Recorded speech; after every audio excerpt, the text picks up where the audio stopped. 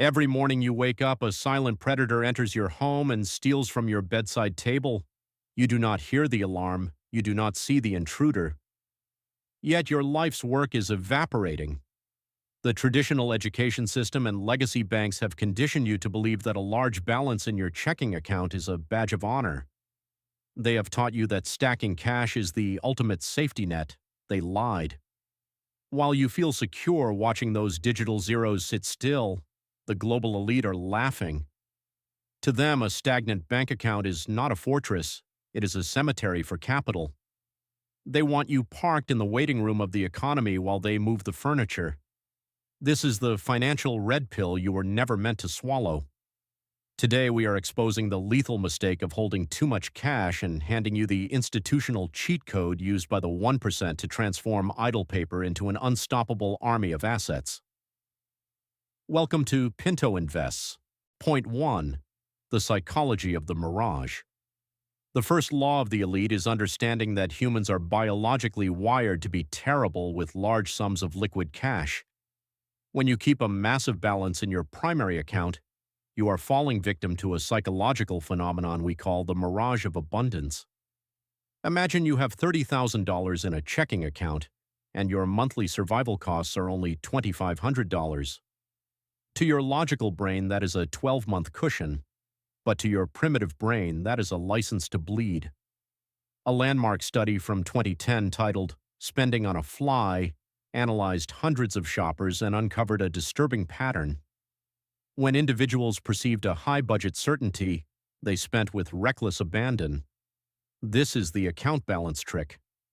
When you run your entire life from one central pool of capital, your brain stops distinguishing between your emergency fund, your future home deposit, and your shoe budget. You see $30,000 and tell yourself that a $500 splurge on a designer bag is insignificant. It is only 1.6% of your balance after all. The average person sees a big number and feels rich. The elite person sees a big number and feels a sense of duty to deploy it. By lumping your capital together, you are effectively setting your financial boundaries on fire. You are not spending your disposable income. You are unintentionally cannibalizing your future self. To solve this, you must adopt the principle of partitioning. You must treat your capital like a high-performance engine with separate chambers for fuel, oil, and coolant. Never let them mix. The moment your paycheck arrives, it must be automatically diverted into specific buckets. Use your bank's automation tools to move funds into an investment account or a dedicated high-yield savings account before you even have the chance to see the total. If the money is not in your line of sight, it does not exist for consumption. Point 2. The stolen clock and the cost of hesitation. The second truth you must accept is that idle cash is not just sitting still, it is actively costing you the one thing you can never earn back: time. In the world of high finance, we call this opportunity cost. This is the profit you lose by choosing one path over another. If you choose the path of the stagnant bank account, you are choosing to be poorer tomorrow. Consider the case of a prominent content creator, a contemporary of ours who earns roughly $20,000 every month. Despite his high income, he was paralyzed by the fear of a market crash. In October 2024, he sat on $80,000 in cash, convinced the market had reached its peak. At that time, the S&P 500, an index that tracks the 500 largest companies in America, was trading at 5,692. Within a year, it climbed to 6,700. Because he allowed his fear to dictate his strategy, he missed a 15.6% gain. In cold, hard numbers, that is $12,480 that vanished into thin air. He did not lose that money to a bad trade. He lost it to the void of doing nothing. He eventually had to hire a professional wealth manager, paying a 1% annual fee just to have someone force him to do what he should have done years ago. The 1% understand a fundamental secret. Money is a tool that only works when it is in motion. Think of your dollars as soldiers. If they are sitting in a barracks, your bank account, they are eating your rations and providing zero protection. If they are on the battlefield, the market, they are capturing more territory and bringing back prisoners. The visionaries ask one question: How can this $1 today become $10 in 5 years? If the answer is stay in a checking account, the answer is wrong. Look at your current bank balance.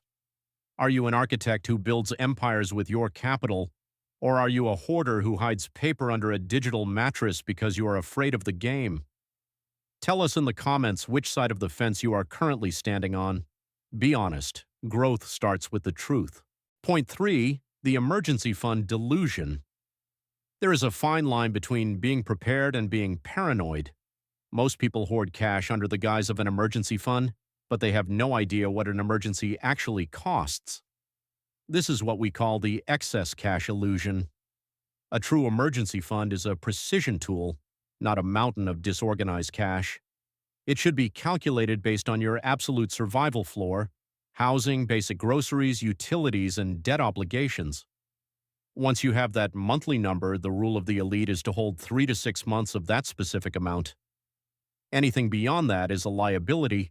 If you are keeping $100,000 liquid because it makes you sleep better, you are paying a massive luxury tax for that sleep. That is capital that could be generating dividends, buying real estate, or funding a business. For the short term, your capital belongs in a high-yield savings account or a HISA. Think of a HISA as a traditional savings account on steroids. While a legacy bank might pay you 0.1% interest, which is essentially an insult, a HISA can pay you 3.5 to 4%. On a $30,000 balance, that is the difference between earning $30 a year and $1,050 a year. It is the same money in the same liquid state, but one is a stagnant pond and the other is a flowing stream. If you need the money within the next 5 years for a specific goal, keep it liquid, but never keep it in a place where it isn't earning its keep.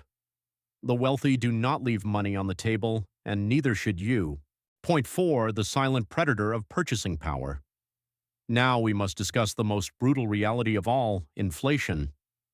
To understand inflation, you must understand the Federal Reserve and the M1 money supply. The M1 is essentially all the cash and easily accessible money circulating in the economy. Since 2020, the supply of US dollars has expanded at a rate never seen before in history. When the government prints more money, the value of the dollars already in your pocket drops. This is not a theory, it is a mathematical certainty. If inflation averages 3%, your $50,000 today will only have the buying power of $37,000 in a decade. You haven't lost a single cent in the bank, but you have lost $13,000 worth of life. Let us use a more visceral example. Imagine a block of ice sitting on your kitchen table. That ice represents your cash. Every year, the temperature in the room rises. You still have the same block of ice, but it is shrinking. In 2019, $50,000 could buy you nearly 6,000 premium burritos. Today, that same $50,000 buys you 1,700 fewer burritos. That is 1,700 meals stolen from you by the hidden tax of inflation. Whether it is a gallon of gas rising from $2.50 to $3.20 or a median car price jumping by $10,000, the message is clear. If your money is not growing faster than the rate of inflation, you are getting poorer every single day. You are running up a down escalator. To stand still is to fall behind. Think back to a time you hesitated to invest or move your money because you were scared. What was that one opportunity you watched slip away while your cash sat idle in a bank? How much do you estimate that fear cost you in real dollars? Share your story below to release that regret and commit to never letting it happen again. Point 5. The great asset reallocation. To defeat inflation, you must stop thinking in terms of currency and start thinking in terms of assets. Currency is a medium of exchange that the government can manipulate. Assets are things of value that exist regardless of what the Fed does. The builders do not hoard cash, they hoard value. This includes the stock market, but it extends far beyond it. Real estate is the classic hedge.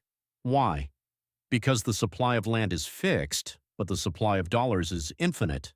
When more dollars chase the same amount of land, the price of that land must go up. But you can also look at commodities, collectibles, or even government-backed instruments like I-bonds, which are specifically designed to protect your purchasing power from inflation.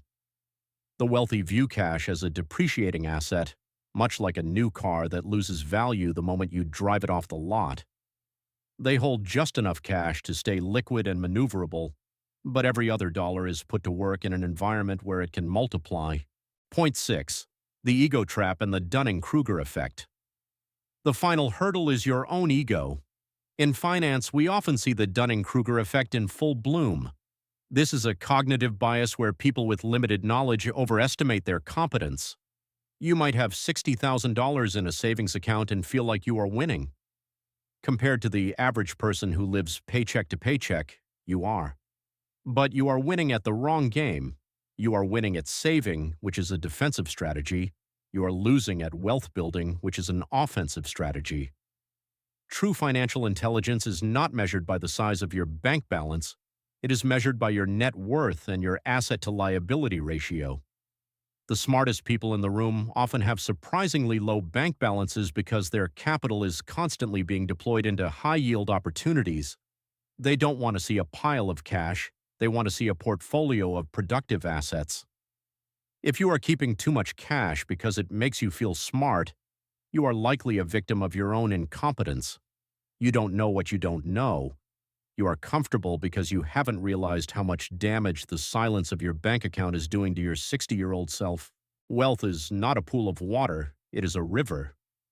When a river stops flowing, it becomes stagnant, toxic, and eventually dries up. Your financial life must be a constant flow of capital from income to assets, with only a small calculated reservoir kept for emergencies. The elite do not seek the comfort of a high balance. They seek the power of a high velocity of money. They understand that the only way to win a game where the rules are rigged against the saver is to become an owner. As for those of you still watching, here is a hard truth. Most financial influencers are too afraid to tell you your obsession with feeling safe is the biggest threat to your freedom. Safety is an illusion sold to the masses to keep them compliant. If you are not taking calculated risks with your capital, you are taking the ultimate risk of guaranteed mediocrity. One final rule for the elite, the 24-hour rule. Before you make any non-essential purchase over $100, you must wait 24 hours. If your desire was driven by the mirage of abundance, it will fade. If it was a genuine need, it will remain. This simple law will save you thousands of dollars that can be diverted into your asset army. If you have heard this message and you are ready to stop being a victim of the system, I want you to comment the secret password, "I am an architect." This tells us you are no longer just a saver, but a builder of your own destiny. The path to the 1% is now open to you, but only if you take action. Your next step is to understand exactly what to buy once you move that cash. Click the video on your screen right now to discover the 5 specific assets that the elite use to preserve their wealth and dominate the market. The clock is ticking and inflation never sleeps. We will see you there. Welcome to the community. Welcome to Pinto Invests.